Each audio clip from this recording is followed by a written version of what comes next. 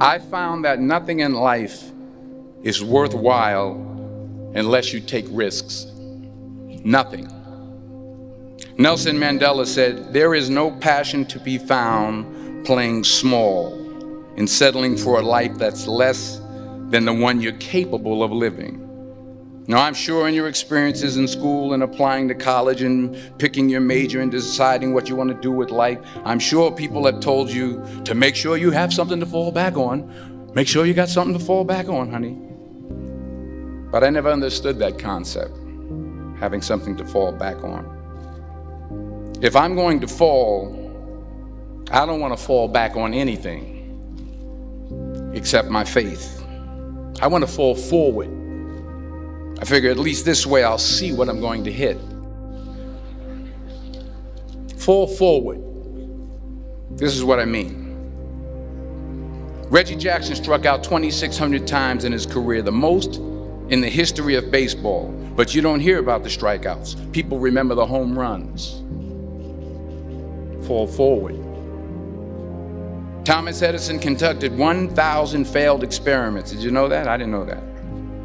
Because the 1,001st was the light bulb. Fall forward. Every failed experiment is one step closer to success. You've got to take risks, and I'm sure you've probably heard that before, but I want to talk to you about why that's so important. First, you will fail at some point in your life. Accept it. You will lose. You will embarrass yourself. You will suck at something. There's no doubt about it. And I know that's probably not a traditional message for a graduation ceremony, but hey, I'm telling you, embrace it, because it's inevitable. And I should know. In the acting business, you fail all the time. Early on in my career, I auditioned for a part in a Broadway musical. Perfect role for me, I thought, except for the fact that I can't sing. So I'm in the wings, I'm about to go on stage, but the guy in front of me, he's singing like Pavarotti. He's just, and he's just going on and on and on. And I'm just shrinking, I'm getting smaller and smaller. So they say, "Oh, thank you very much, and you'll be hearing from us." So I come out with my little sheet music, and it was Just My Imagination by the Temptations. That's what I came up with. So I hand it to the accompanist, and she looks at it and looks at me and looks out at the director and was like, "All right." So I start, I'm gonna sing. I'm like, "It's just my imagination once again, and then coming away with me." And they're not saying anything, so I'm thinking I'm getting better. So I just start getting into it. It was just my running. They say, "Oh, yeah, thank you very much, Mr. Washington, thank you." So I assumed I didn't get the job.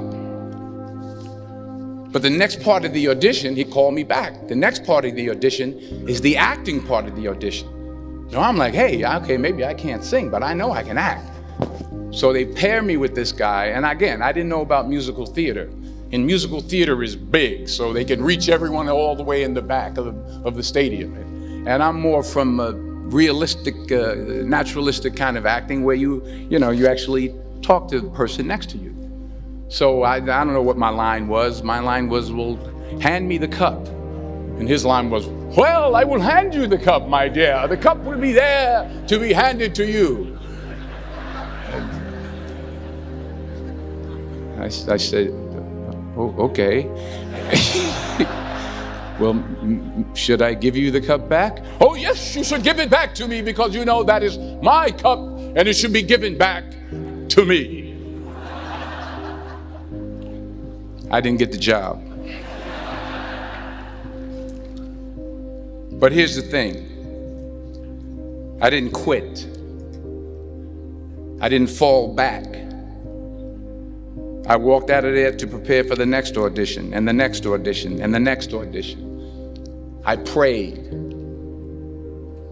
I prayed, and I prayed. But I continued to fail, and fail, and fail. But it didn't matter, because you know what? There's an old saying, you hang around the barbershop long enough, sooner or later you're going to get a haircut. So you will catch a break, and I did catch a break. Last year, I did a play called Fences on Broadway. Someone talked about it. Won the Tony Award. And I didn't have to sing, by the way. But here's the kicker. It was at the Court Theater. It was at the same theater that I failed that first audition 30 years prior. The point is, every graduate here today has the training and the talent to succeed. But do you have the guts to fail? Here's my second point about failure. If you don't fail, you're not even trying.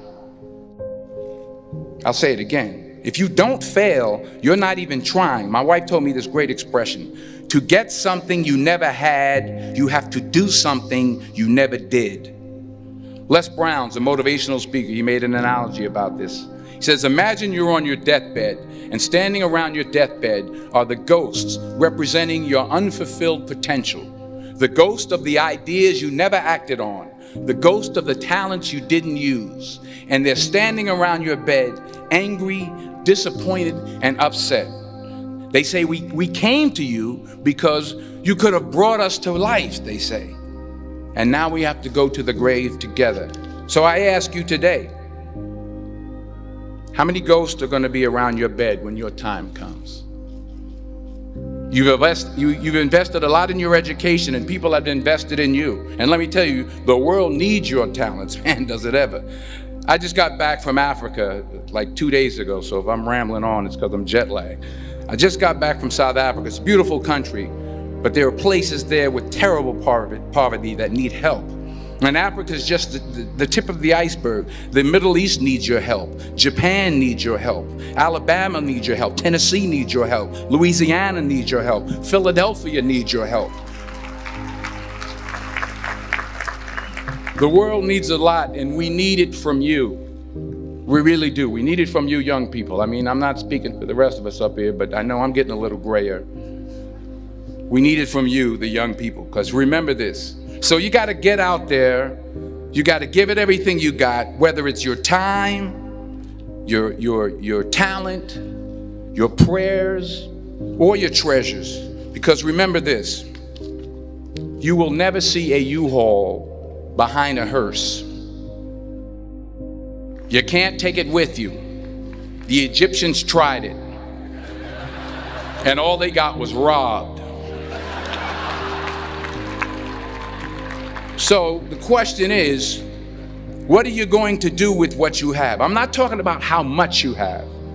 Some of you are business majors. Some of you are theologians, nurses, sociologists. Some of you have money. Some of you have patience. Some of you have kindness. Some of you have love. Some of you have the gift of long suffering. Whatever it is, whatever your gift is, what are you going to do with what you have? All right, now here's my last point about failure. Sometimes it's the best way to figure out where you're going. Your life will never be a straight path. I began at Fordham University as a pre-med student. I took a course called cardiac morphogenesis. I still can't say it. It's cardiac morphogenesis. I couldn't read it. I couldn't say it. I sure couldn't pass it.